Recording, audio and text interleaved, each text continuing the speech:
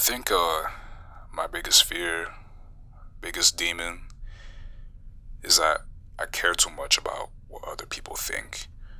And when I'm talking about demons, I'm not talking about, spiritual images of what a demon looks like, but rather more our battles, our fights. I think everybody has some kind of demon they're fighting, whether they want to admit it or not. And I fought and conquered a lot of these battles, envy, jealousy, anxiety, pornography, the unrelenting consequence of dwelling in unforgiveness, and a lot more.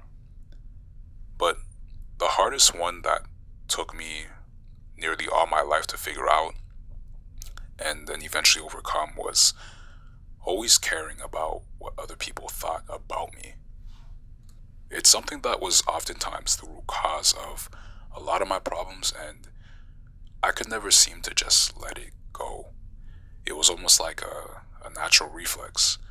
And I think from the perspective of a Christian, it's hard to separate our spiritual call to be a servant to others and to love others while also not letting people just, outright use you and just drag you out until you're nothing but a rotting mental corpse. And then you're just left there wondering if it was even worth helping that person in the first place.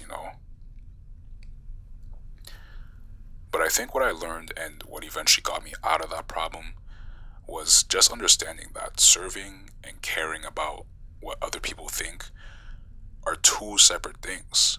Serving and helping others as believers is a big part of our spiritual DNA, and in doing so, it comes out of unconditionally loving others and having a God given sense of mercy and compassion for whatever you're doing. And when you're helping others simply out of seeing a positive reaction because, you made their day, it's great at first.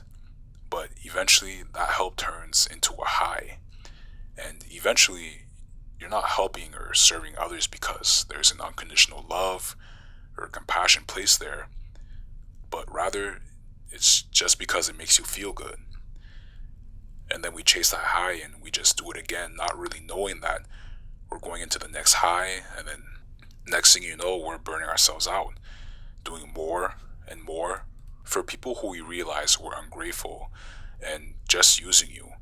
And by the end, you're just sitting there burnt out and scarred, asking yourself why you were even doing this. And then the cycle just repeats itself. And then one day, when you've had enough, you decide to hold back and just retract from ever helping those around us out of the fear of being hurt. And I think because of this, it was also a big reason why I always said yes to people all the time.